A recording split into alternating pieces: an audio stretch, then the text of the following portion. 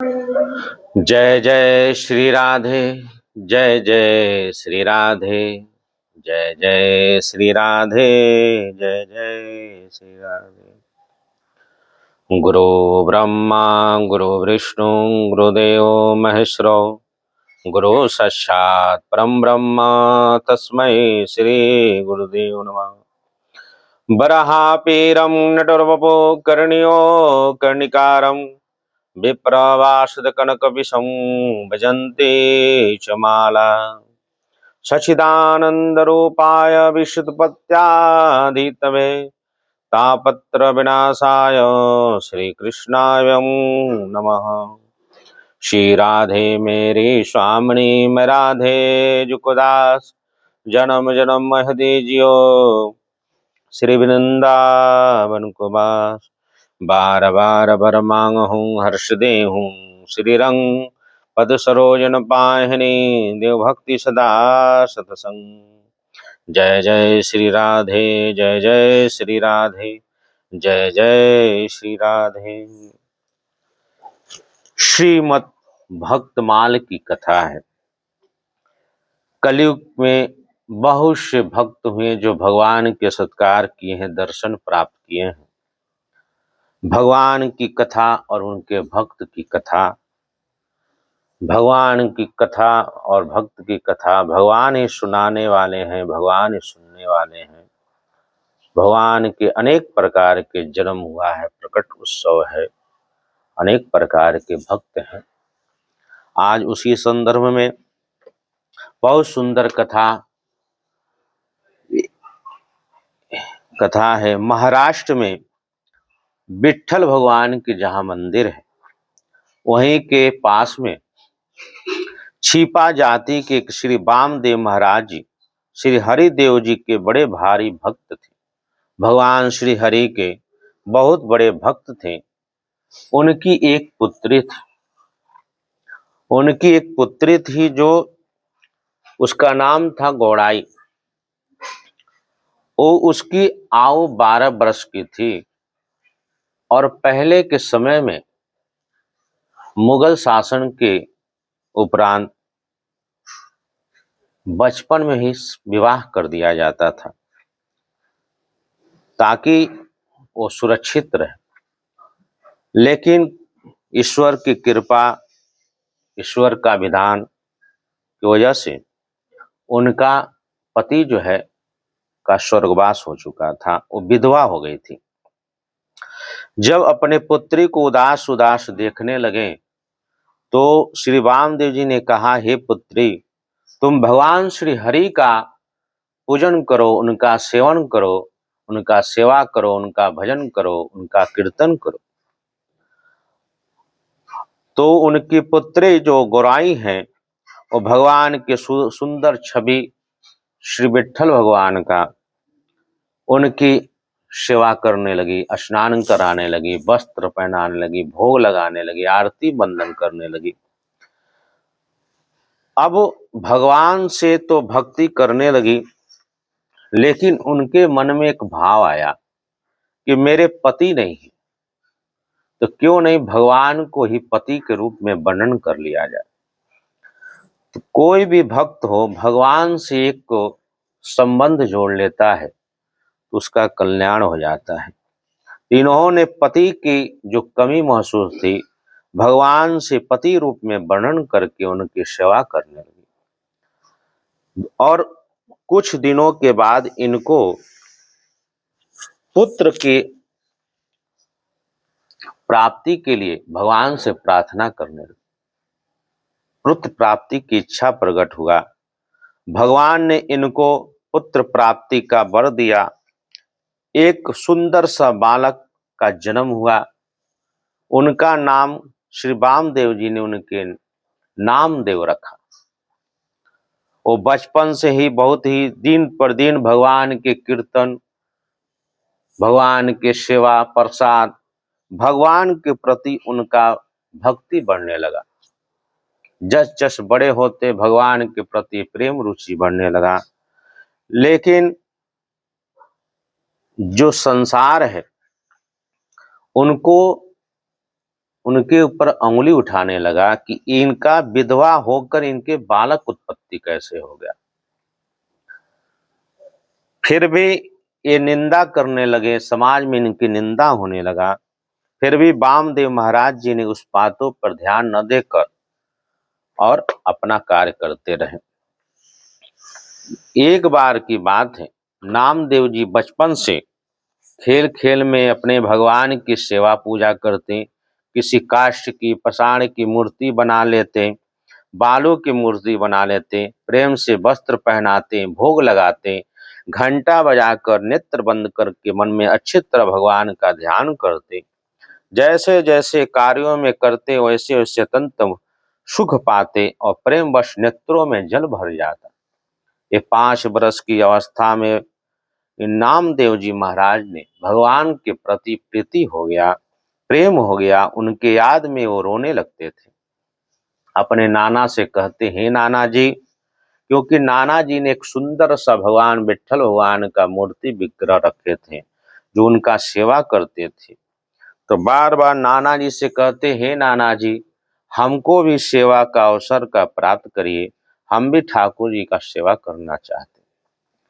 नामदेव वामदेव जी उनके नाना और समझते थे अभी बालक है, अच्छी तरह सेवा नहीं कर पाएगा। तो बार बार जिद करने पर वामदेव जी कहते, हे नामदेव, मैं जब 3 दिनों के लिए कुछ महीनों के बाद बाहर जाऊंगा, उस समय तुम 3 दिन भगवान की सेवा करोगे अच्छी तरह से, तब तुम्हें सेवा के लिए मैं तुम्हें सौंप दूंगा। अब प्रतिदिन नाना जी से कहने लगे कि हे नाना जी, आप बाहर कब जाइएगा, बाहर कब जाइएगा। तो एक बार वो समय आ गया, गांव से बाहर चले गए। वामदेव जी ने कहा, हे नामदेव, भगवान को खूब सुंदर स्नान कराना, वस्त्र पहनाना, उनको भोग लगाना, दूध औंटकर सुंदर सा एक बर्तन में दूध का भोग करना और तुलसी पत्र डाल के जब भगवान भोग लगा लें तो भगवान का प्रसाद पाना।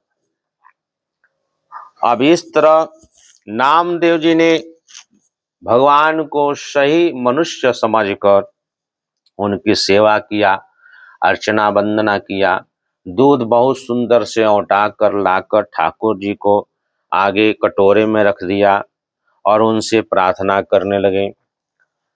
सर्वमंगलम भगवान विष्णु शंख चक्र पद्गदाधारे, हे नाथ नारायण हे वासुदेवा। श्री कृष्ण कृष्ण महाभागा तन्नो नाथं गोकुलम प्रभो, तात्र महर्षि देवानां कुपित भक्त वत्सलः। हे सचिदानंद, हे करुणा निधान, हे दया के सागर, हे ममता के मूरत, हे ब्रह्मांड नायक, हे प्रभु, ये हमारे भोग को अर्पण करिए, स्वीकार करिए। लेकिन वो तो जो विग्रह था तो मिट्टी का था, पत्थर का था। तो भगवान तो केवल नेत्रों से भोग लगाते हैं। उस दिन भगवान ने भोग नहीं लगाया। फिर ऐसा समझा नामदेव जी ने कि मेरे सेवा में कोई त्रुटि हो गया। तो उस दिन भी नामदेव भी ने कुछ नहीं पाया। दूसरा दिन हो गया, फिर औटाकर नामदेव जी दूध का कटोरा भगवान के आगे रखा, फिर से प्रार्थना किया, हे सच्चिदानंदमय, हे प्रभु, हे जगदीश्वर, आप दूध को स्वीकार करें। भगवान दूसरे दिन भी प्रसाद को नहीं पाए, नामदेव जी भी प्रसाद को नहीं पाया, कुछ नहीं खाया। रात्रि के समय उन्हें सोचने लगे कि आज तीसरा दिन है, कल अगर तीसरा दिन में भगवान नहीं पाएंगे तो नाना जी ने हमारे सेवा से अलग कर देंगे। और रात्रि में भगवान के याद में चिंतन में रोने लगे। फिर भैया जब तीसरा दिन हुआ, औटा कर भगवान को खूब बढ़िया इलायची मिश्री औटा कर भगवान के आगे पर्दा लगाया। फिर भगवान से प्रार्थना किया, सचिदानंद रूपाय विश्वोत्पत्त्यादितवे तापत्र विनाशाय श्री कृष्णाय नमः। हे विठ्ठल प्रभु, हे जगदीश्वर, हे करुणा निधान, आज भोग लगा लीजिए, आज तीसरा दिन है। अगर आप भोग नहीं लगाइएगा तो मेरे नाना जी आपके सेवा से वंचित कर देंगे, अलग कर देंगे। सुबह हो गया, दोपहर हो गया, शाम हो गया, ठाकुर जी ने प्रकट नहीं हुए।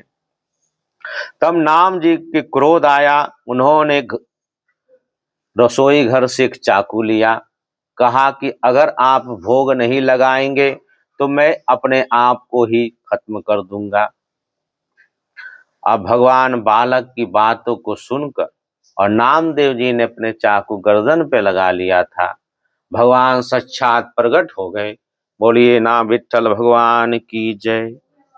भगवान प्रकट हो गए, दूध को पीने लगे तो नामदेव जी कहते हैं, हे प्रभु, मैं 3 दिन से मैं भी भूखा हूँ, सारा दूध मत पी ले जाइएगा, हमको भी दीजिएगा, हम भी पिएंगे। भगवान ने आधा दूध पीकर और आधा दूध नामदेव जी को पिलाया।